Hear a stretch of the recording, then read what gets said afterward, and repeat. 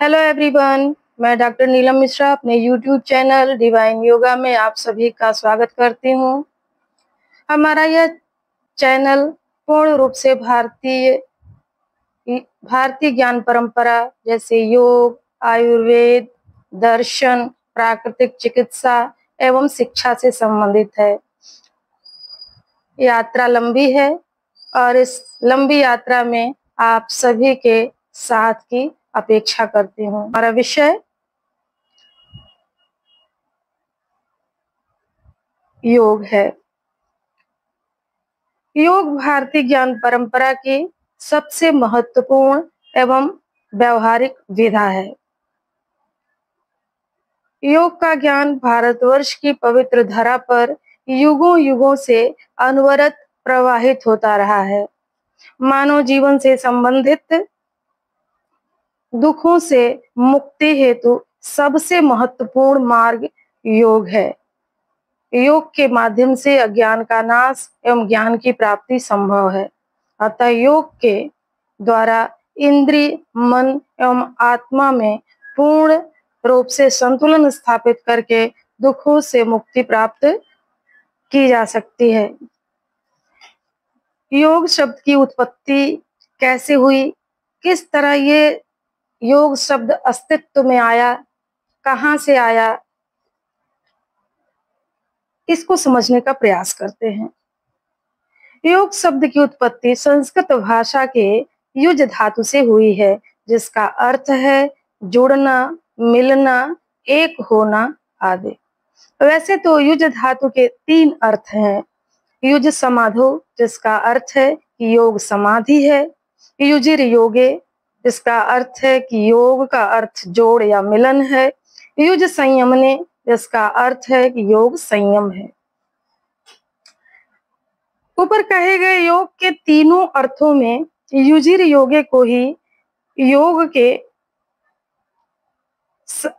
प्रचलित अर्थ में स्वीकार किया गया है, क्योंकि संयम और समाधि योग साधना का परिणाम बताया गया है। योग का अर्थ जुड़ना या मिलना स्वीकार किया गया है। सामान्य अर्थ में यह अलग अलग स्तरों पर हो सकता है, जैसे शरीर का इंद्रियों के साथ, इंद्रियों का मन के साथ, मन का आत्मा या चेतना के साथ और आत्मा या चेतना का परमात्मा या परम चेतना के साथ। योग के विभिन्न मार्ग एवं परंपराएं हैं, जैसे ज्ञान योग, कर्म योग, भक्ति योग, राजयोग, हठ योग, मंत्र योग, तंत्र योग आदि आदि। किंतु सभी का अंतिम उद्देश्य अज्ञान एवं दुखों से मुक्ति एवं ज्ञान एवं मोक्ष की प्राप्ति ही है। योग है क्या? योग एक अनुशासन है और आध्यात्मिक अनुशासन है, जो कि मन और शरीर के बीच सामंजस्य स्थापित करता है। योग का मुख्य उद्देश्य व्यक्ति की चेतना को सार्वभौम चेतना से जोड़ना है और योग में यही अवस्था आत्म साक्षात्कार की अवस्था कही जाती है। योग सूत्र, जो कि सामान्यतः योग का आधारभूत ग्रंथ माना जाता है, का पहला सूत्र ही है अथ योगानुशासनम, जिससे स्पष्ट हो जाता है कि योग सूत्र के रचनाकार महर्षि पतंजलि योग मार्ग में सफलता के लिए अनुशासन को प्रथम शर्त मानते हैं, जिसका पालन करने से चित्त वृत्तियों का निरोध संभव हो जाता है। चित्त वृत्तियों के निरोध के लिए योगांगों का पूर्ण रूप से पूर्ण निष्ठा के साथ पालन अनिवार्य बताया गया है। योग सूत्र में महर्षि पतंजलि के द्वारा योग की परिभाषा के लिए कहा गया है कि योग चित्त वृत्ति निरोध, अर्थात योग क्या है? चित्त वृत्तियों का निरोध ही योग है। अर्थात हमारी जो चित्त की वृत्तियां हैं, हमारे जो विचार हैं, जो हमारी इच्छाएं हैं, जो हमारे मन में तरंगे उठती हैं, उन तरंगों का, उन वृत्तियों का, उन विकारों का शांत हो जाना ही योग है।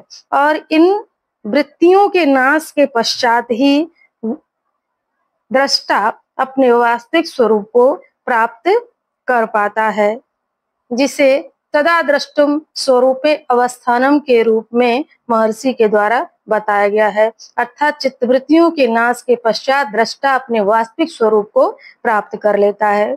व्यवहारिक जीवन में भी अगर कहा जाए तो कहा जा सकता है कि जब हमारे जीवन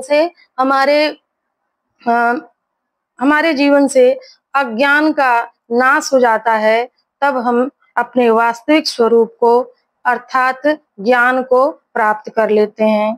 क्या वास्तव में सत्य है, क्या श्रेष्ठ है, इसका हमें ज्ञान हो जाता है।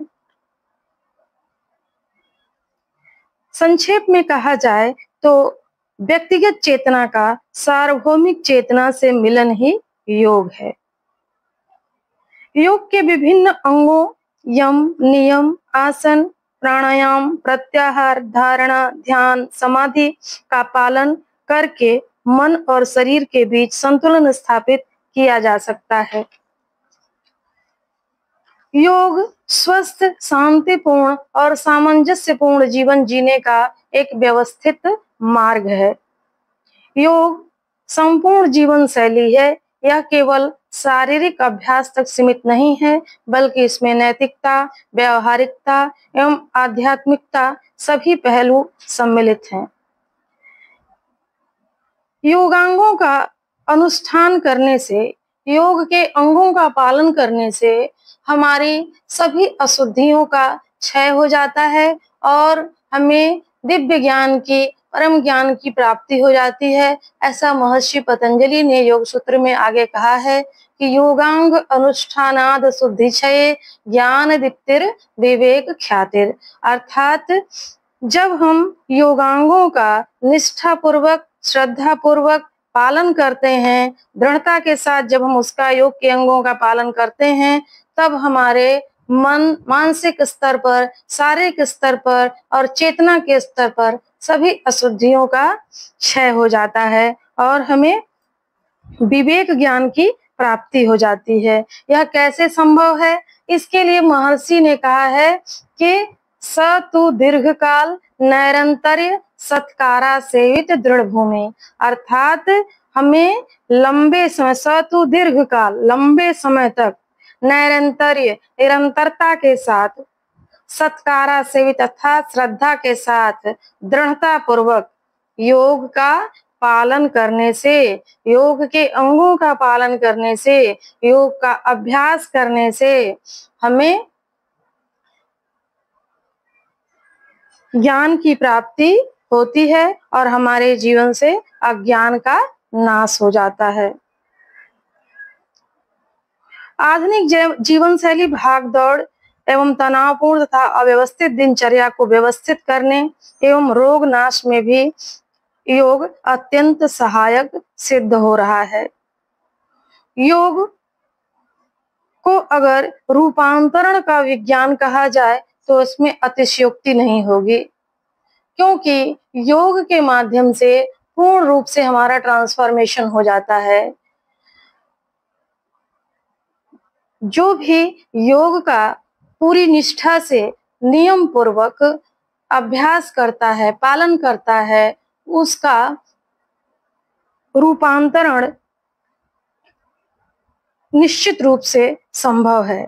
उसके शारीरिक स्तर पर, उसके मानसिक स्तर पर, उसके बौद्धिक स्तर पर, उसके चेतना के स्तर पर उसका विकास स्पष्ट रूप से दिखाई देता है और यही रूपांतरण है।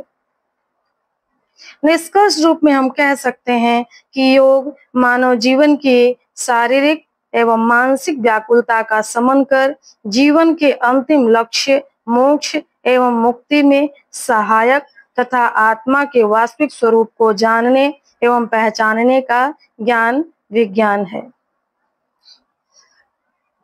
आज की चर्चा को यहीं विराम देते हैं। धन्यवाद।